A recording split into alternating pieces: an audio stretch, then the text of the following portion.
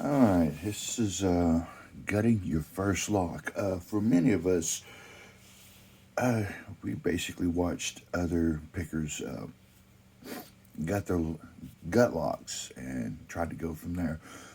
Different key things, no matter if it's a mini kick. So if I got a kick cylinder handy, actually this one right here, which is a challenge lock. This one is a is almost similar to like the mini kick, except the pins will be pretty much just about standard size that you'd find inside your motor cylinder, rim cylinder.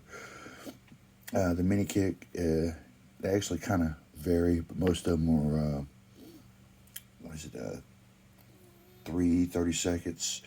But I'm not gutting this one, but we're going to get this one. This one come out of my Pack Lock 90 Pro A.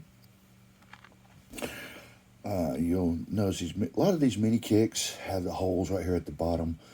They are good for for quick pinning the key. So they got the this part here, which is the top of the key, well, the bottom of the key that goes in. And the thing about these, you don't want to turn it all the way over with this part down because all your key pins will drop out. I've had that happen with this lock. And while putting together it the second time, I wound up putting in the wrong key pin in the wrong place. So I had to pick it again, gut it, and fix the problem. With this one here, of course, has a C-clip. You'll have others that you'll will need, like for the C-clip. I've never had really much luck with the gut wrench. No disrespect towards Sparrows, a lot new for it. It can be a useful design. It's hard, and you're going to be there all day. What I've learned with this one, make sure it's locked and good to go. We are going to see if we can get it with here. There we go. With a flathead screwdriver. We are going to take our key, turn it to the open or pick position, since this has this there, and depending on the type of follow you got that don't cover that gap, it's always good to, of course, include a shim into the mix. That way you don't break the lock, especially if it's a challenge lock with some type of wild pins. You never know. If I get my hands on one of these with fingers, whatever, with the shim. There we go. There's one. This is all set up standard on in there. And move this out of the way. That'll be the next gutting victim with that there. I kind of like to go through all three of these locks, so, if you haven't gutted one of these, and I know that one of my subscribers hasn't, so at least want to help them out with this. I'm sure there's probably a video out there somewhere on this. I haven't found it now, but there's a couple different ways. Most people just boom, boom, boom, boom, each one going left from right, first or seventh pin in this case. But, there is another way. You can insert the key. See how those come up. Take your tweezers, grab them. Because sometimes they don't want to come out exactly the way you want to. You'll have one or two come out in the right spot. Then you'll have some that will come out together. Then you have to try to get the key back in and make sure your shear line is perfect all the way across. But see, this way you got a majority of them out. In this case, it's going to be, make sure I got it from the right place. Yep, right place.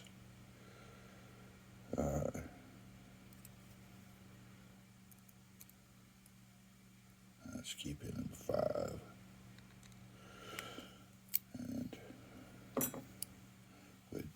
number 7. This is right here. This is going to be number 4 and 3. All right. The trick about these kind of locks, if you do not cover your front end, what you can do is match it up. And once you say you get all your driver pins out of here, you can actually look through the holes this way without the key being in the way. And notice that they do and will line up. And if you do it the other way, you'll see it will be offset. That's something I kind of figured out eventually. All right, now getting to the driver pins, front side. Now with your follower, go ahead and get your shim out. Follower is pretty much push it with your tweezers. As soon as you expose your chamber like that, best thing to do is get your tweezers down on top of that pin, push down. Use your knuckles on the back end of your follower, pull back a little bit. Keep downward pressure on that pin. Let it come up easy. So you can see it. You'll take it out. And that way I know that this right here was the bottom that was going towards the top going to the spring, and the part here is the bottom. Since this being chamber 1, I'll get it, I'll flip it just like that. You see the spring in there. All these springs are the same, so I know that there's not a certain spring in this chamber and another vice versa, because it's not really like a challenge lock. And sometimes challenge locks will use the same spring and not change up the springs. I'm not going to do all of these chambers. Now say with this one right here, okay, since this being a pack lock, this is one thing I know about the pins in the pack lock. Oh, there goes both of the springs, which is fine, as long as nothing else comes out of that body. Get you right up here. All right. So all the key pins are pretty much standard. Let me grab this serrated. All right, your serrated ends, of course, are going to be more towards the key pin. Now, if you notice about the thing about these serrated is right here at the top versus the bottom. The bottom is a little tapered and more rounded right here at the part that goes towards the key pin. And the same is pretty much said about these spools. But when I had first gutted this thing, it was just the straight, squared off spool end. But if you look at the other side, it's tapered and it's kind of rounded. And that was, for this lock, was really, that's where it was all at. They had these pointed up towards the screens. And see, the thing is, not screens, but the springs, this can actually be turned this way and makes it, for me, a little bit harder to pick, because if I sit there and I would experiment with that and try that. But now, say you're going to go ahead and reload your lock. I'm going to get the springs and everything. And go ahead and put this one back in. And we'll put this one back in. It almost look like the retaining pin springs for my kick cylinders, Schlage or whatever. I'm gonna grab this. Kind of quit trying to run away from me.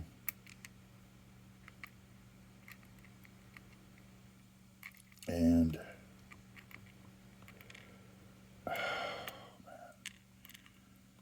when either you're too shaky, and I think it would help if I kept my feet flat on the ground because my legs were jumping too. Yeah, I got that in the right direction. Up. I'm trying to get this in there and get to where you could see. So basically get it right there in that chamber. You push down, and what you want to do is get your follower. Push forward. Trap that pin. Put a lot of, put some good pressure on the back end. and finish putting it down with the tweezers or a pick.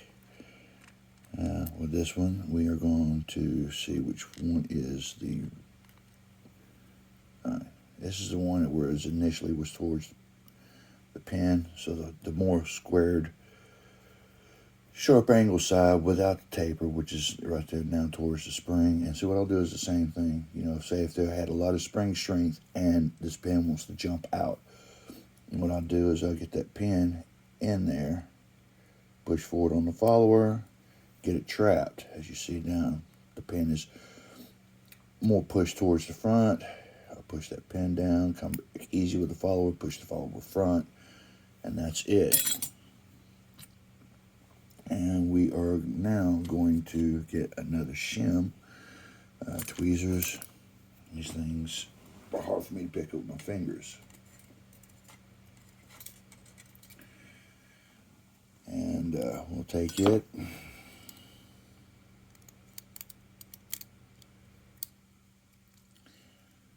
Put it right back in there and get our keys back in here just to verify our key pins are in the right order. And we'll follow it first all the way to the 7th. Like I said, a key pin, you'll notice it's got like a coned angled part at the bottom and a tapered area at the top.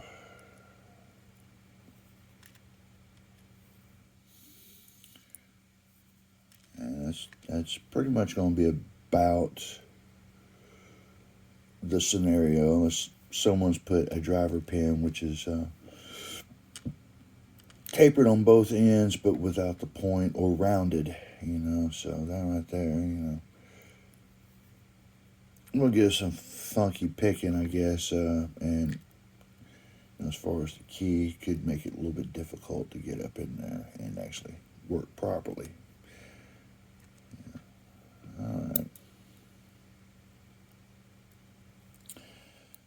See the shear line across the pins are even all the way across. That means when I put this in, key pins are going to be right, and it shouldn't have no problems.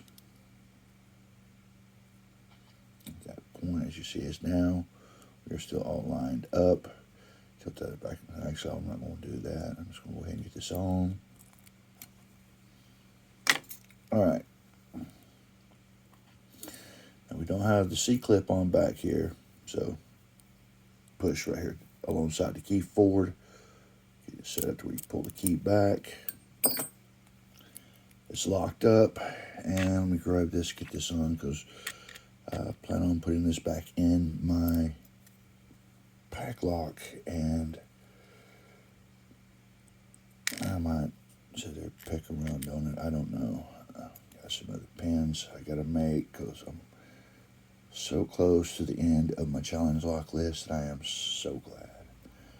Just for the simple reason is I get to concentrate on more on picking and honing that skill. Come on, get on there.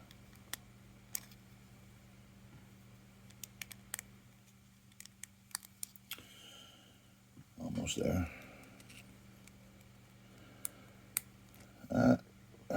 That's close enough for right now. I'll deal with that a little bit later. Let's say with the Avis 7640, say you get one of these as a challenge lock made by somebody. There's your sealer strip. Right here, some kind of pin or something I've tried to knock down to try to get to where I could take the core out to make it easier to see how easy it was to get this out, the plug, because right up here is your Bible. It's all made into the lock that way. And this is, that traps the the plug, some type of retaining pin or something. So what you want to do is, of course, slide this down a little bit, flathead screwdriver, use a pick. The pins are, I've only populated with this, is only 3 of them, and that's the first 3. This one I did kind of mess up This is the first one I tried to go out. I tried to thread. And when you thread, you're threading everything. You're threading the Bible or the body and the plug when you try to thread a chamber. As we get down here to go easy with it, you'll start to see a spring, and right there is a spring in chamber 3.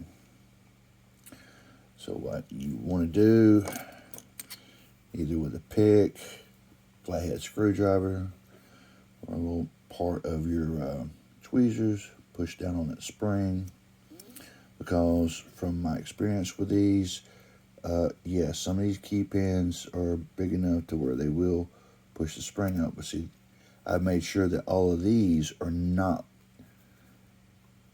that size where they'll go flying out, because I've only got a limited amount of these and I don't want to lose them.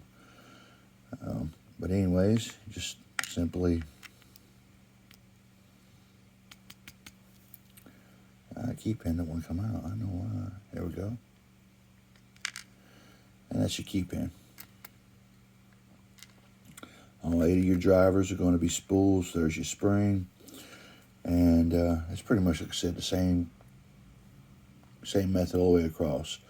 Try to hold the spring down. If you're not careful, that spring will get trapped over your sealing strip here, as it's trying to do there, which is going to mess up and deform the spring. So you got to push it down, slide that forward, do the same thing until finally you got the whole thing, pretty much sealed. All right, getting a lock is pretty much going to be just about the same, especially when it comes to these that are not loaded with a lot of different parts. This is just a regular standard pin and tumbler. And like I said, the back of this one, of course, is going to be a Phillips head. The way how you get to where you can gut it takes different things. Flathead screwdriver, some take an Allen head, some take a Phillips, some use the circlip pliers, and depending on the type of circlip, and of course there will be the gut wrench that actually does come in handy. And it takes a little practice and we'll get used to, but and before I forget, there are these kind, which has a little retaining pin here. You could simply just use a Phillips, a flathead screwdriver, a pick, or something like that, just to hold that down and twist that off. And as you get to a point to where you got that, where this will come off, then you put your pin somewhere off to the side, and there's side is a little spring, which looks like one of these guys. It's almost like that. It's just a little bit different. Make sure it's not, oh man. Okay, that is, I'll probably need to just take it back a little bit because it might be a little too tight. So if they try to use the key or try to pick it, it's going to be too tight to turn. Maybe. That should be good. And then it's going to, I guess, Jaegus, I don't know, but I know it's going to Denmark. I got a few packages I'll be trying to send out this weekend. All right. We got a little off track there. But that is pretty much how to, gut your first lock. Oh, and there was a particular reason why I wanted to show this one.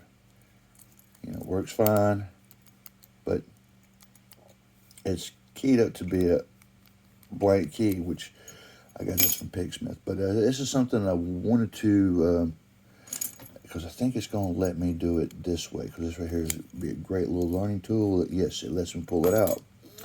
Okay, so you got to the pick. You got this off, all this in there, or maybe you've turned it too far, and I know my friend who hasn't got it a lot.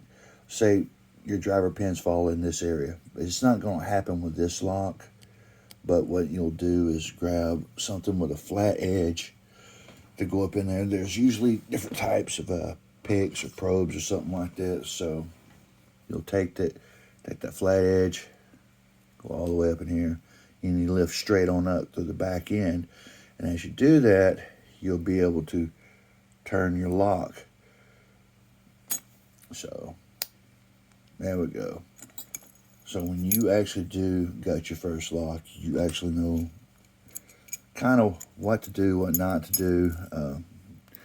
You'll have pieces flying if you're not too careful, but definitely with the pin in the chamber, grab it with a follower from the back, push it from the front.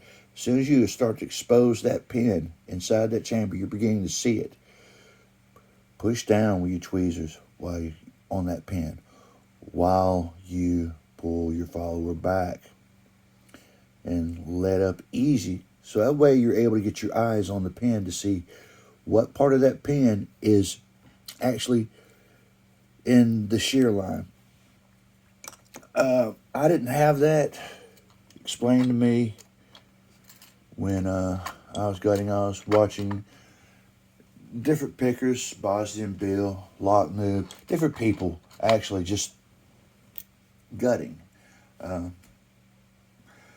So I wanted to make that video to help people out who may have not gutted a lock, or this pops up as an option of gutting your first lock, so they have an idea and hopefully not have any disasters that I've had and so many others had, and hopefully that will decrease their gutting disaster and frustrations.